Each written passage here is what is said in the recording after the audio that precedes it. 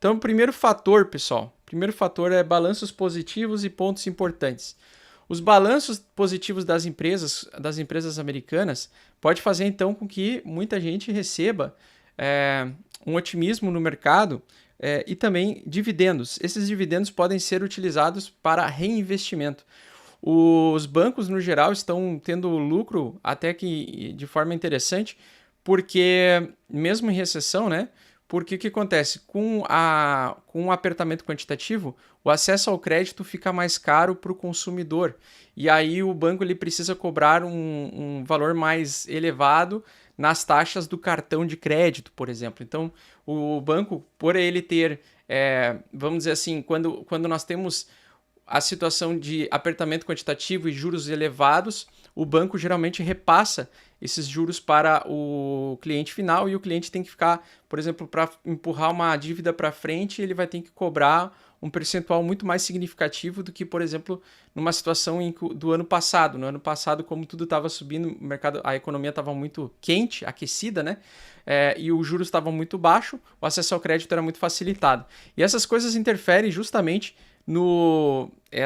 essa dificuldade de acesso ao crédito, né, ao consumidor final, interfere diretamente, né, primariamente no mercado imobiliário, que continua caindo violentamente lá nos Estados Unidos. Chegou a níveis do Covid, tá? Então chegou a níveis do Covid aqui, aos 38 pontos aqui.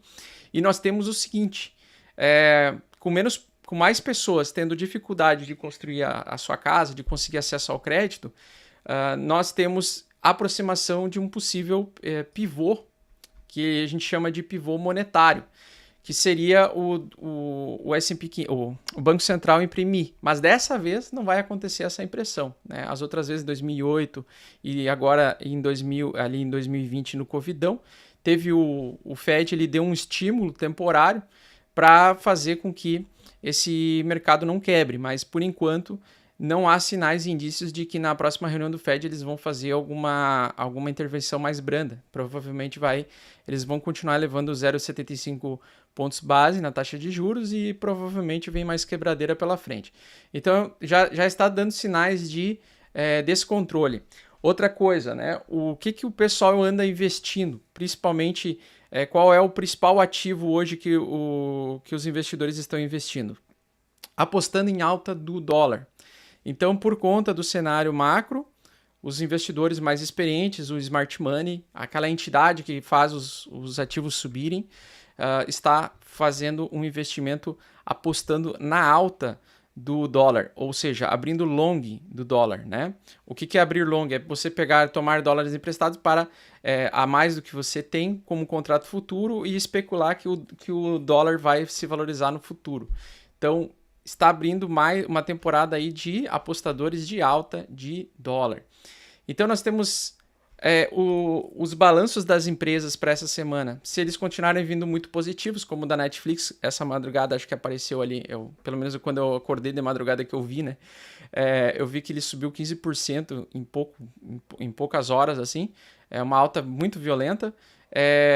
E aí nós temos a IBM, a Tesla, a Goldman Sachs aí, então nos próximos dias. E se o resultado do Q3, né, do balanço dessas empresas continuar vindo positivo em grande maioria, e as maiores empresas, elas vão provavelmente motivar uma alta de curto prazo.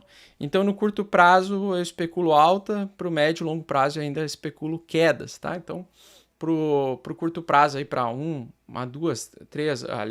ou 2 meses, 4 a 8 semanas, eu especulo que o mercado pode ter um respiro e é isso que a gente está tentando capturar. Então, o mercado imobiliário em apuros por conta do aumento da taxa de juros, o pessoal não está conseguindo captar recursos para fazer a compra financiada de imóveis. A inflação no Reino Unido essa madrugada veio de novo 10,1%, então veio acima do esperado, sem sinais de enfraquecimento.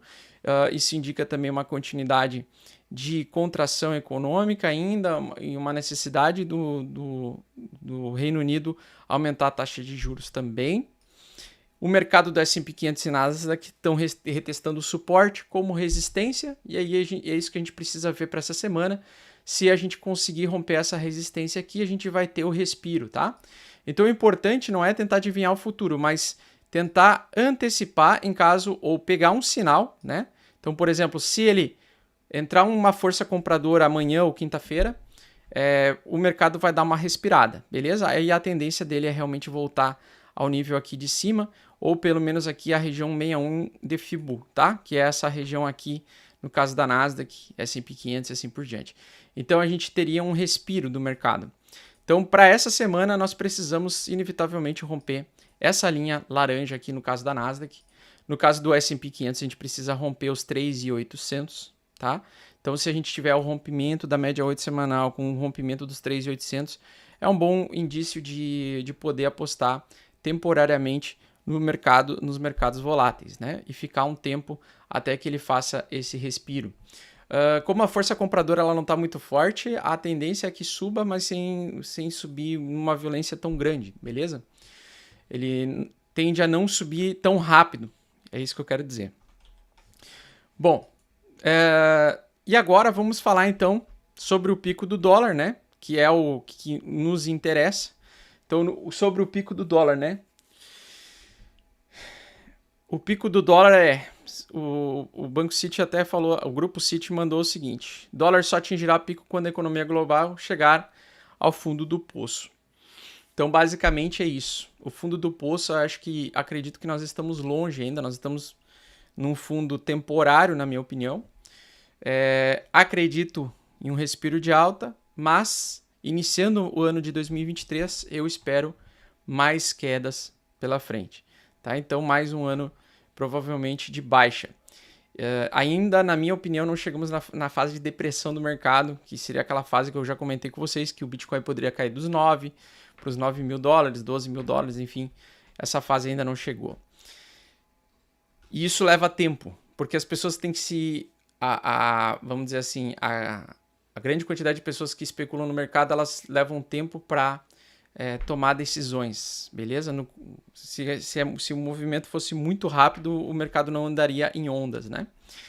Bom, então esse é o primeiro fator que pode trazer um pouco de respiro de alta aí para os mercados. Os fatores geopolíticos são um pouco mais interessantes aqui. O governo Biden planeja, então, liberar 15 milhões de barris de reserva das reservas de emergência dos Estados Unidos na quarta-feira. Então isso pode ser um dos motivadores para um suposto rompimento, uma suposta alta, né?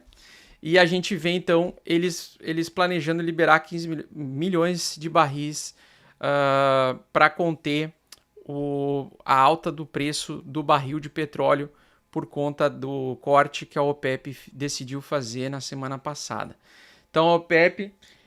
inclusive falou sobre membros da OPEP e da Arábia Saudita falaram que eles não foi uma decisão política o corte do barril e por isso e que foi motivada muito mais pelo movimento de recessão, porque eles acreditam que a demanda vai ser bem menor e eles não querem correr o risco de passar pelo que eles passaram lá no período do Covid, né, onde os contratos futuros de petróleo entraram a modo negativo, né? Preços negativos pelo excesso de reserva de petróleo que existia naquele momento e o pessoal acreditava que as viagens de aviões iam ficar prejudicadas e eles estavam corretos, né? O preço do barril no mercado de futuros ele desabou a níveis negativos por conta do estoque maior, né? E agora, por conta desse acontecimento recente, eles decidiram, eles estão vendo, assim como todos nós, que provavelmente que o mundo vai entrar em recessão ano que vem e que decidiram cortar. Então essa foi a tese, foi isso que eles falaram. Os Estados Unidos não acreditam, eles acreditam que seja por um movimento político e por uma aproximação possível com a Rússia, que também faz parte aí da OPEP. Basicamente também, a OPEP também prevê uma redução no crescimento do PIB global para 2022 e 2023. Então é aquilo que a gente estava falando, né? O PIB global pode cair aí uns 3 trilhões a 4 trilhões no próximo ano e isso significa um empobrecimento da população em geral, né? Então nós temos o seguinte, o dólar ele vai ser o ativo mais quisto ano que vem, na minha opinião. O dólar vai ser uma das... principalmente se a taxa de juros se manter subindo ou estável a mais de 5%.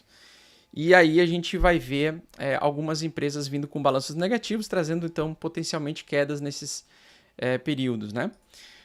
Bom, então deixa eu ver o que mais eu queria comentar aqui para vocês. Vamos lá. A União Europeia então deve propor a sanção a uma entidade e 3 generais iranianos por fornecerem apoio militar.